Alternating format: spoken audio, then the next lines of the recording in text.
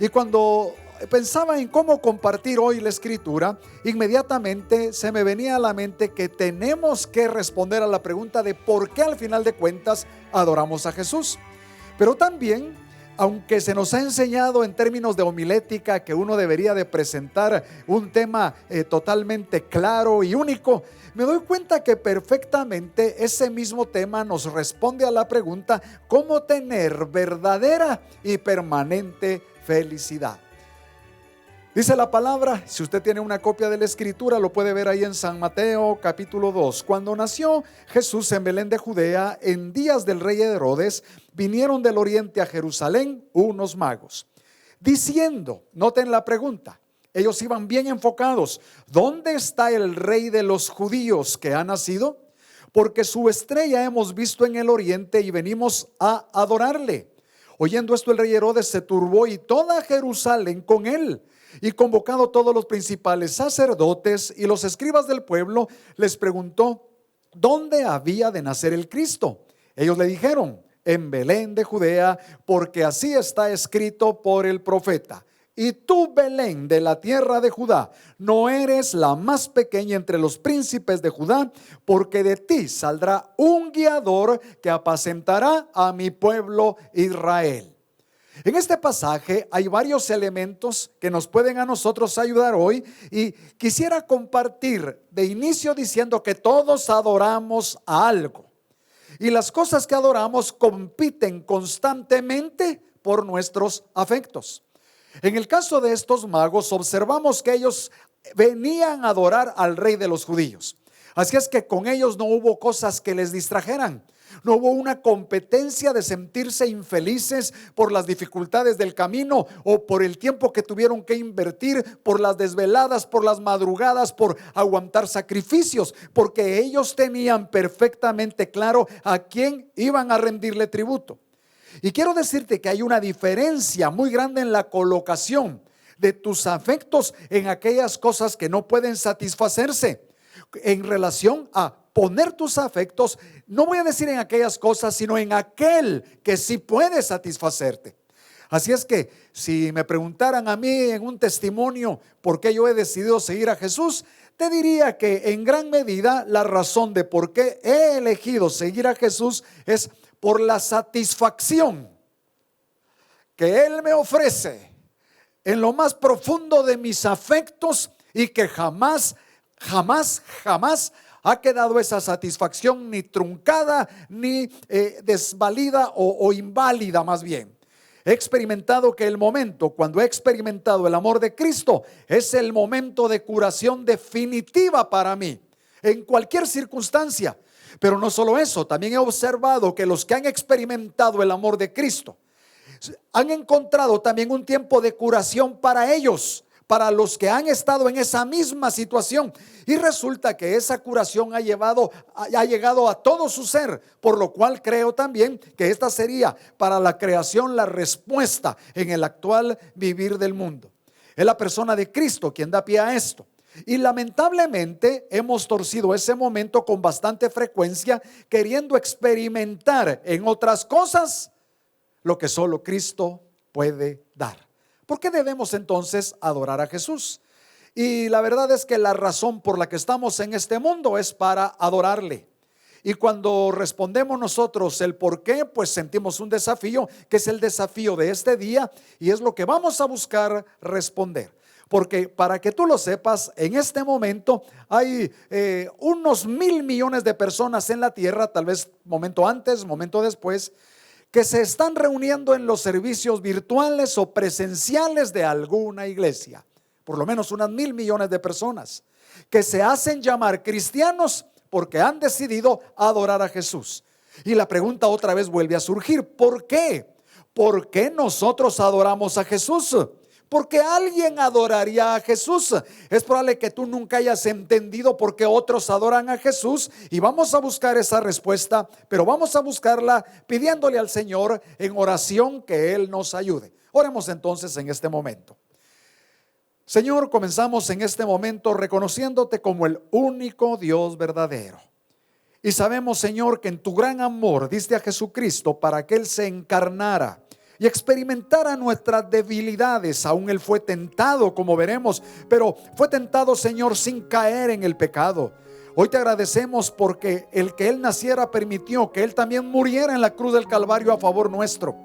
Y hoy queremos pedirte que nos des entendimiento, que tu Espíritu Santo, Espíritu precioso, ilumínanos, danos de tu palabra, que podamos entender bien lo que tú nos quieres mostrar y que podamos entonces hoy responder de una vez y para el resto de nuestros días sobre la tierra por qué encontramos tanta satisfacción en Cristo y por qué lo valoramos más que a cualquier otra persona o a cualquier otro afecto.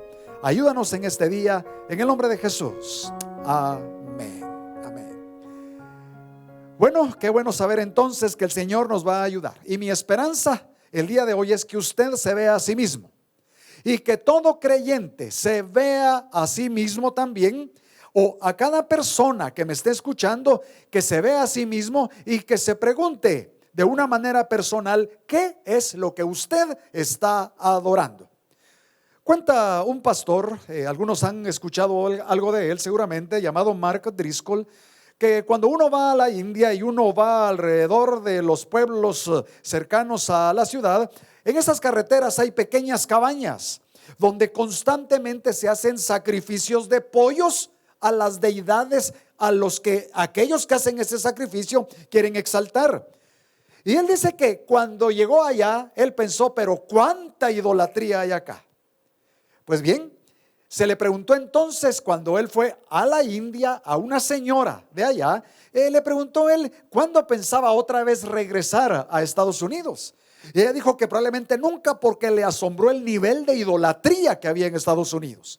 Y ella refirió que no entendía por qué las familias completas se sentaban alrededor de una televisión y rendirle culto a la televisión día y noche, ahí en dependencia del espectáculo que ahí se mostraba. Así es que nosotros nos damos cuenta también en Guatemala, país en donde vivimos, que hay cosas que a mí en lo personal me cuesta entender. Usted podrá dar razón y hoy espero que el mensaje le haga saber o le haga ampliar más sus razones. Pero por ejemplo, me cuesta ver cuando los hermanos que profesamos a Jesucristo nos ponemos nuestra camisola del Real Madrid o del Barça o de los cremas o de los rojos, y tenemos más satisfacción en irla mostrando que el poder dar fe de que somos hijos de Dios a través de nuestra conducta, de nuestras palabras, a través de nuestras acciones. Gracias a Dios que las elecciones y los partidos políticos solo funcionan cada 4 años, porque sería bochornoso que el día de hoy alguien se pusiera todavía una de esas playeras partidistas que solo hablarían normalmente de desastres políticos en nuestra patria. Por lo tanto, cuando hablamos de la adoración de Jesús, lo que quiero pedirles es que hoy tenga un panorama más amplio de lo que esto significa. Es mucho más grande de lo que a veces nosotros pensamos que es adorar. Hoy en la alabanza se nos hizo saber que la adoración implica cantar al Señor, pero sobre una base continua. Es decir, que esa adoración no cesa, se mantiene, porque se mantiene el reconocimiento de quién es Él. Así es que por la adoración no me refiero a algo que solo las personas religiosas o espirituales hacen. Me refiero a aquellas personas que invierten su tiempo sacrificialmente en algo. Por ejemplo, tal vez tú te quedas toda una noche jugando con tu PlayStation. Eso es un poco de religión. Tal vez el caso tuyo es que dedicas demasiado tiempo a tu hobby, o a tus mascotas, o a tu jardín. Tal vez tú eres un enamorado de los vehículos, de tal manera que ya ni siquiera los domingos quieres congregarte, sea presencial o virtualmente, con los hermanos, y estás tan enfocado en otras cosas que no has llegado a entender qué significa adoración. Y qué lindo que en el fragor de la vida de este año y llegando al último mes, hoy podamos descubrir en primer lugar que eso de adoración es una cuestión de devoción. Es darse uno mismo y dar del dinero que uno tiene, del tiempo que uno maneja a ciertas cosas. Es una especie de devoción religiosa, pero en última instancia es una especie de devoción práctica, de reconocer que hacemos lo que aquella persona que amamos quiere que hagamos. O dicho en otras palabras, si tú te enfocas, por ejemplo, en un grupo musical y vas vitoreándolo por todas partes, eso sería probablemente algo religioso. Y no importa si ese grupo es mundano o si es cristiano. Al fin y al cabo, el Señor nos pide que nuestra devoción a ese nivel sea solo para Jesucristo. Tal vez tú eres de las personas que te gusta comprar camisas, comprar ropa, emular a alguien y hacer sentir entonces a todos que admiras a X, Y o Z personaje. No te digo que sea malo en sí mismo admirar a alguien, pero lo que te quiero decir es: amplía tu panorama y pregúntate si realmente has entendido lo que es esa total devoción a Jesucristo, como el apóstol Pablo nos habla. También vemos como un análisis primario, en segundo lugar, que la adoración no es una cosa solo del estilo musical que tú manejas. Porque muchas personas se concentran en el estilo musical de las canciones, de los cantos, pero al fin y al cabo hay un momento donde es mucho más reconocemos que si la canción es contemporánea o si es antigua. También nos damos cuenta que cuando hablamos de adoración, aunque se incluya la música, nosotros vamos a tener que profundizar mucho más en los contenidos de aquello que nosotros estamos expresando. En tercer lugar, la adoración no es algo que se inicia y se detiene. Que por ejemplo hoy en este momento estás conectado y como estás conectado, entonces tú dices: hoy estoy adorando al Señor, pero una vez te desconectas, te olvidas de tu devoción al Señor y sigues haciendo las cosas que haces ya consuetudinariamente como un hábito, sin tener la conciencia de si esas cosas exaltan o no exaltan al Señor. Y en un momento veremos cuán práctico es esto. No se trata entonces de que hasta la próxima semana yo voy a adorar, sino que es algo que está en curso, que está incesante, que continúa como un estilo de vida, así como el tiempo, que es inexorable y no se puede parar, continúa. Y por último, te quiero recordar que Jesús fue enfático cuando explicó a la mujer samaritana que esto de la adoración no se circunscribe solo a un tiempo o a un lugar. En esa conversación que tuvo con una mujer de Samaria, el Señor responde a la pregunta de aquella: bueno, ¿dónde debemos adorar? Y Jesús le dice: no es dónde, es qué. En realidad la respuesta implicaba un quién. Ese es realmente el problema. Los adoradores, dice Jesús, adoran en espíritu, por el Espíritu Santo, y en la verdad, de acuerdo a las Escrituras. Y él dice: no es dónde tú adoras, es lo que tú adoras, es cómo adoras, y eso es lo que cuenta. A mí me encanta estar aquí en este lugar donde estamos grabando hoy. Esta es una locación que se usa para exaltar al Señor. Tú también has estado en un templo y seguramente has invertido mucho de tus recursos para que ese templo se construya. Aquí nosotros, con la ayuda de todos, compramos esto que ya estaba construido. Pero lo que te quiero decir también es que no creemos que este edificio en el cual estamos sea más santo que otros. No creemos que este edificio sea más santo, por ejemplo, que tu casa. No creemos que la Tierra Santa, que así se llama Tierra Santa, necesariamente sea más santa que otra tierra. Creemos que todo el mundo es de Dios y que donde una persona le reconoce, ahí hay un templo que es para la gloria del Señor. Así es que tú tienes que determinar que en todas partes donde estés has de reverenciar al Señor, y Él debe ser adorado como aquellos magos que llegan a donde está Jesucristo y su propósito, dicen ellos, es: venimos a adorarle.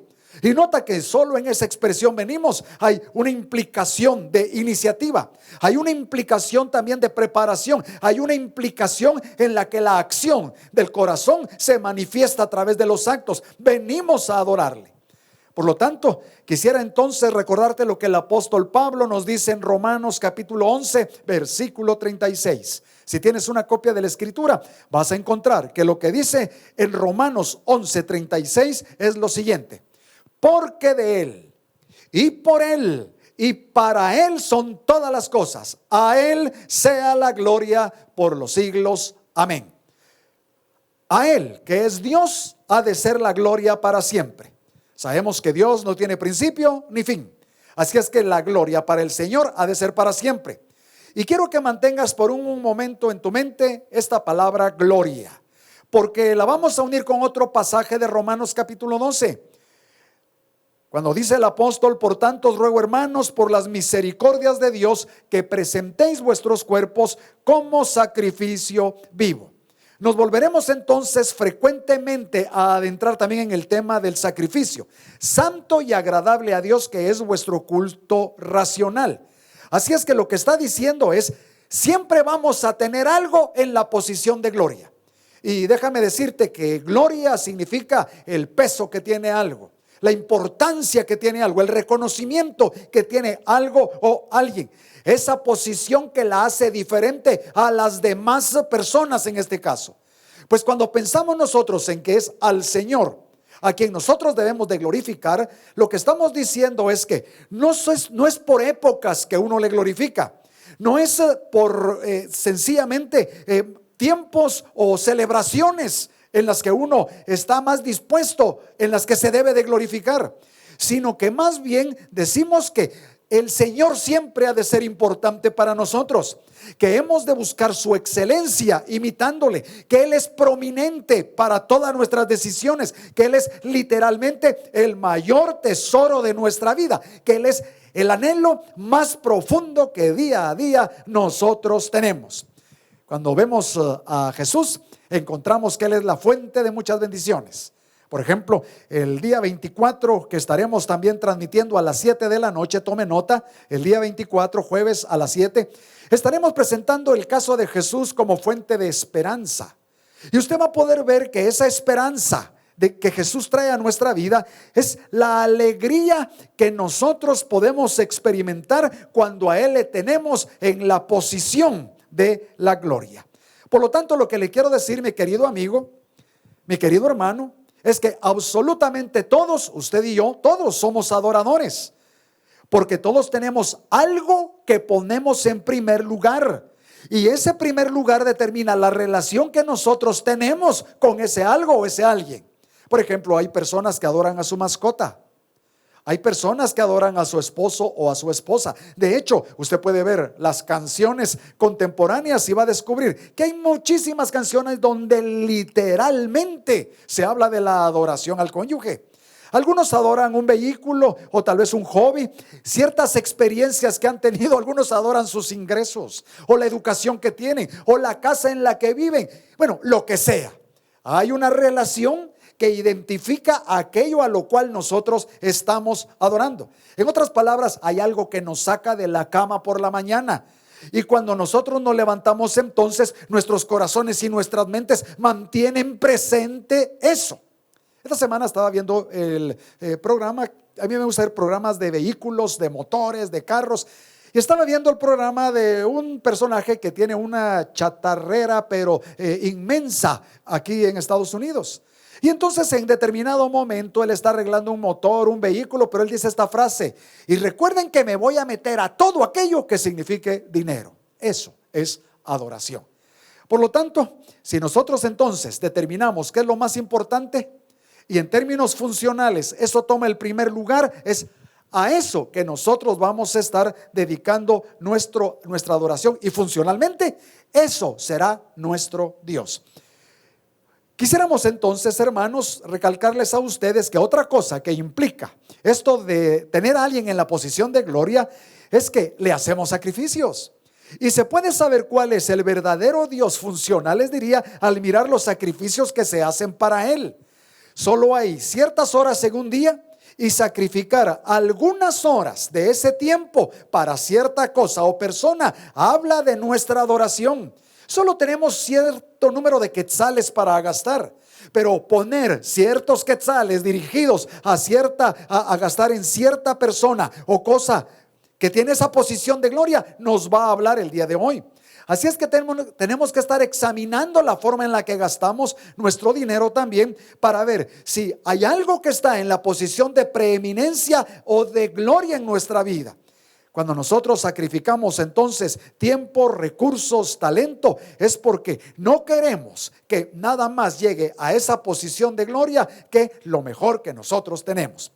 Pero quiero darle algunos ejemplos de cómo nosotros en determinado momento podemos hacer cosas que no parecen ser, que nos están apartando de poner al Señor en el lugar de la gloria. Y hoy quisiera entonces hablar de cosas que la misma Escritura muestra.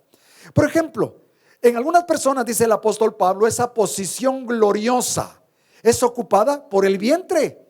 Pablo habla de los falsos maestros y dice que su Dios es su estómago, el vientre.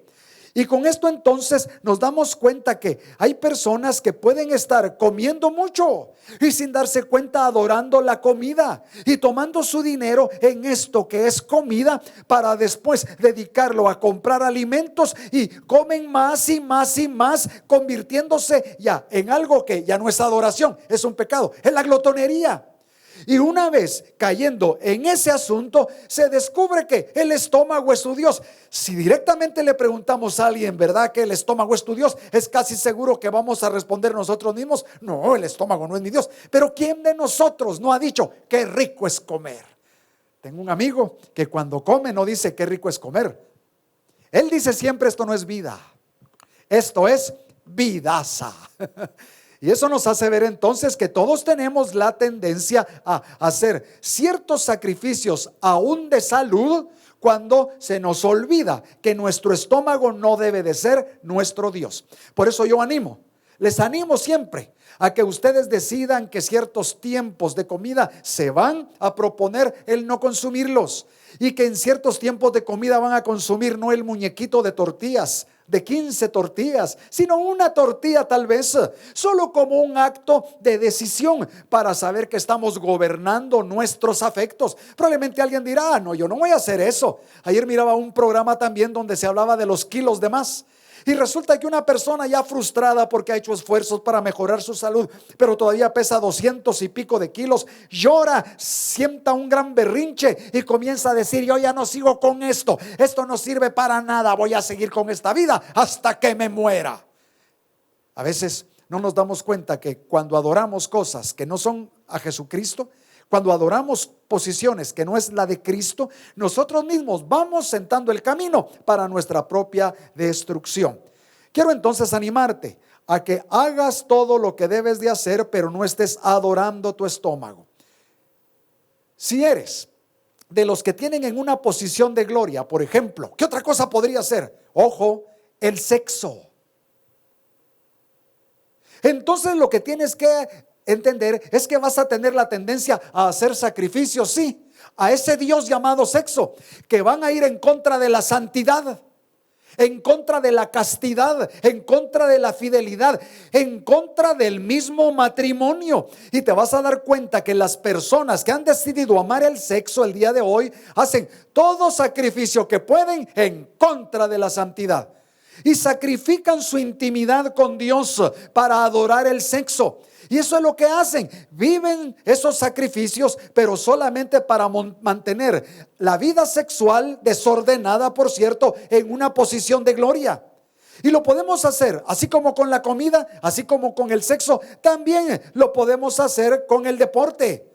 Hay personas que cuando su equipo favorito pierde, chillan, como que el mundo se acabó. Y nosotros tenemos que darnos cuenta que cantantes, aficiones, relaciones y muchas otras cosas, nosotros tenemos que ser muy conscientes de que si estamos dedicándole un tiempo sacrificial, recursos sacrificiales, es muy probable que estemos adorando esa situación en particular.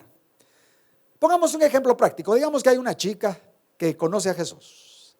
Así es que dice también que ama a Jesús, pero se enrola con un patojo, con un joven que no ama a Jesús. Así es que ella finalmente le da el sí a ese patojo y, ojo, lo pone en una posición de gloria que no es la que le corresponde si ella conoce la posición de Cristo en su vida. De tal manera entonces que lo pone en esa posición, y la próxima cosa que va a pasar, y usted lo va a ver, es que ya no va a estudiar la Biblia, ya no va a orar, ¿Por qué? Porque ella, que antes iba a la iglesia, ahora ya no va a querer caminar con Jesús. Ella no está poniendo la ropa que debería de tener bien puesta sobre su cuerpo, donde debería de tenerla. Incluso es posible que se le esté quitando. ¿Por qué? Porque Jesús ya no es el centro de su vida. Y eso es lo que sucede. Ella ha hecho sacrificios para adorar a ese tipo. Perdonen, para adorar a ese joven, a ese falso Dios, pues. Entonces, cuando le cuento esta perspectiva de la vida, uno comienza a darse cuenta que no siempre hemos entendido qué tan amplio es el tema de la adoración. Así es que mi simple punto en todo esto que le he querido compartir hasta ahora es que hay personas que son fieles al Señor y hay personas que no son fieles al Señor. Y muchas veces la única diferencia es el objeto de nuestra adoración. En Romanos 1:25 el apóstol Pablo nos desafía y él dice: o le rendimos culto al Creador, quien nos hizo, o a todo lo demás, o adoramos las cosas creadas. Y las cosas creadas son las cosas que Dios hizo. Por ejemplo, yo siempre he analizado que aquellos que buscan la excelencia a veces van a un restaurante y terminan peleando con la gente del restaurante, porque se supone que en el proceso de la preparación de los alimentos no hubo excelencia y apareció en la comida. Pongamos un caso extremo, una cucaracha. Así es que sienten que tienen el respaldo para pelear. Pero le pregunto, ¿qué es más serio? ¿La falta de excelencia en no cuidar que la cucaracha fuera entre la comida? ¿O la falta de excelencia del amor de Cristo y comenzar a pelear en contra de aquellos cuando el Señor mismo nos ha dado mandato de que hasta nuestros enemigos nosotros debemos de perdonarles y amarles? Es una lucha, pero creo que tenemos nosotros hoy un desafío para ver cómo funciona la adoración. Por lo tanto, quiero entonces decirle que ser glotón, por ejemplo, o ser alcohólico, ser borracho, los que adoran el alcohol para consumirlo, no va a traerle ninguna bendición. Porque podemos hacer de tal manera incluso las cosas buenas que Dios hizo y convertirlas en cosas malas cuando éstas se convierten en dioses para nosotros. Y el Señor nos recuerda que si no adoramos a las cosas que Dios hizo, tampoco vamos a tener cuidado en dejar de adorar a otras personas como lo vemos el día de hoy. Quiero entonces animarle y que usted pueda darse cuenta que hay peligros hasta en el entretenimiento, porque muchas veces comenzamos a adorar el entretenimiento. Eso lo han sabido siempre todos los que se dedican al espectáculo, al negocio, del entretenimiento. Saben que pueden capturar la mente y el corazón de las personas con el entretenimiento. Y nosotros entonces, al ver que esa es nuestra cultura, es la forma en la que hoy se hacen las cosas, corremos el riesgo de que también sea normativo para nosotros. Hace un tiempo, cuando yo vi un documental sobre cómo crearon esta plataforma de Facebook, fue interesante observar en la historia que lo que estaban buscando era algo que sedujera de tal manera que esclavizara a las personas a mantener el libro abierto. Dicho y hecho. Ahora mis hijos me molestan a mí. Tengo la tendencia, después de que hemos almorzado, a tomar el teléfono y a abrir alguna aplicación y ver alguna cosa. Generalmente lo hago para ver el WhatsApp o algún mensaje que me llegó, pero ahora hemos tenido que tener más control y decir no, vamos a tener que esperar hasta que ya no estemos aquí reunidos alrededor de la mesa, porque este aparatito es adictivo. Por lo tanto, adoramos las cosas creadas. Y ustedes saben que su servidor es pro animales. Me levanto a correr en la mañana y ahí comencé a darle comida a un gatito callejero, que se volvieron 2, que se volvieron 3. Y así también tengo unos perritos a quienes aprecio, quiero, pero hay que tener cuidado con los animales, porque las mascotas se pueden convertir en un dios. Y sabemos de casos donde hay esposos que al pelearse, resulta que al final de cuentas también hasta se pelean la custodia del perro, porque lo aprecian tanto. Y claro, tendrán que ir toda la vida con su bolsita detrás del perro para que usted vea que no debe ser un objetivo de adoración ese animalito. Bueno, nosotros entonces tenemos que seguir analizando el tema, pero ya para ir concluyendo, lo que le quiero decir entonces es que el corazón humano va a anhelar, a desear, va a ansiar darle culto a aquellas cosas que están alrededor de él, por más buenas que sean, o va a hacer lo mismo, desear, anhelar, darle culto a Jesucristo. No se puede a los dos. El Señor Jesús fue enfático cuando Él explicó que no se podía adorar al mundo y las cosas del mundo y simultáneamente a Él. Nosotros tenemos una decisión que tomar y esa decisión, hermanos, es muy importante. Voy a concluir con lo siguiente. ¿Recuerda usted a Martín Lutero? Martín Lutero habló de la adoración en términos de obediencia. Así es que Martín Lutero, en unas reflexiones que él hizo sobre los 10 mandamientos, concluía que si tan solo uno aplicara los primeros 2 mandamientos, él decía, automáticamente va a vivir los otros 8 sin transgredirlos. ¿Recuerdan cuál es el primer mandamiento? Pues el primer mandamiento nos recuerda que no tendremos dioses ajenos delante del Señor. Y el segundo es que no nos haremos imagen de ninguna cosa hecha aquí en la tierra que quisiera representar al Señor. Así es que viene Martín Lutero y Martín Lutero entonces comienza a explicar que cuando uno ama a Dios, todita la lista de los 10 mandamientos se cumple. Pero cuando uno no ama a Dios, inmediatamente esa lista se va a ir rompiendo. Por ejemplo, y solo voy a usar un ejemplo. La palabra nos recuerda que Dios nos pide que no le mintamos. Claro que ahí dice no mentirás. Pero lo que Dios quiere entonces es que lo personalicemos. Es como que el padre le estuviera diciendo al hijo, no me mientas. Pues así nos dice el Señor, David, no me mientas. Pero ¿por qué mentimos? Y normalmente mentimos porque queremos dar la impresión de que somos una buena persona, que tenemos más habilidades de las que en realidad tenemos y no queremos que los demás piensen mal de nosotros y queremos que nuestra gloria brille, aunque todas las demás cosas digan que no puede brillar, nosotros por eso mentimos. Y cuando tú te endiosas, tu gloria es más importante que la gloria del Señor. Así es que vas a adorar tu gloria diciendo mentiras. Cuando si recordaras que el Señor mismo te dice que es solo a Él a quien has de glorificar, inmediatamente sabrías que el único camino que te tiene que dirigir es el de decir la verdad, el que no vas a mentir, el que vas a decir qué fue lo que hiciste, aunque aparentemente eso arruine tu reputación. Y así es igual con el adulterio. Así es igual con robar, así es igual con todos los mandatos. Nosotros, si hacemos el análisis, descubriremos que no caeríamos en ninguna de esas cosas si tan solo tomáramos la decisión que los magos tomaron. Y que estos magos nos enfatizan a nosotros cuando al llegar allá con Jesucristo dijeron, venimos a adorarle. Y es que, amigo querido, hermano, recuerda que uno no puede dar lo que no tiene. Y solo puedes adorar a través de Cristo Jesús. No solo adoras a Cristo, sino que Él mismo te da la capacidad de ser un buen adorador. Por lo tanto, yo te quiero animar a que tú puedas siempre buscar al Señor y que pongas al Señor en el primer lugar. Y que puedas decir como el salmista al hablar de la alegría se expresaba, porque no hay cosa más alegre que ser un buen adorador. Y él decía, me regocijo en el camino de tus estatutos. Es decir, el salmista sabía que la alegría viene de Dios. El salmista sabía que el verdadero placer viene de Dios. Sabía que era en la mano poderosa de Dios que estaba esta bendición. Así es que él, como una conclusión para nosotros hoy, nos dice, me regocijo en el camino de tus estatutos más que en todas las riquezas. Puedes buscar esto en el Salmo 119, versículo 14. Y descubrirás entonces que la alegría, el placer, la satisfacción, la identidad, el contentamiento viene adorando a tu Creador. Y que Él sí nos permite disfrutar de toda la creación. Puedes amar a tus hijos sin adorarlos, como pequeños dioses.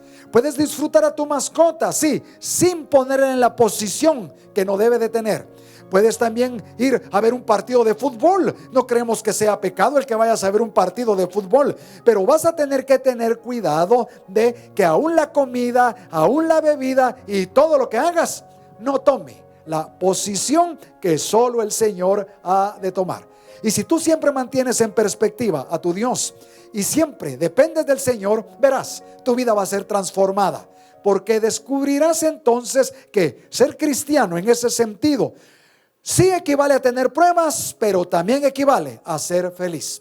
equivale a que tienes estabilidad y como que tuvieras el secreto de una vida satisfecha. Porque la felicidad se da cuando tú estás permanentemente adorando al Señor. Han pasado pruebas en estos días aquí en la iglesia. Y hoy quiero enviar a toda la familia Gómez también un saludo de amor y recordarles exactamente lo que nuestro hermano Guillermo también entendió, que el verdadero regocijo era pasar la eternidad con el Señor.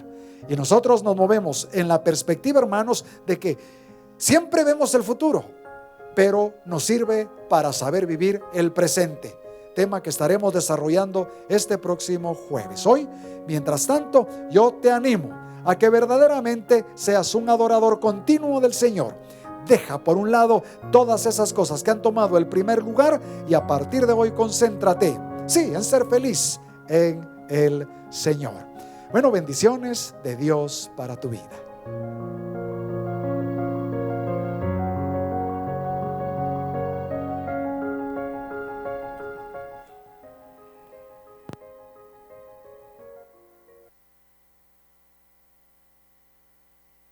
Le recordamos seguirnos durante la semana en las redes sociales de Facebook, Twitter, Instagram y YouTube.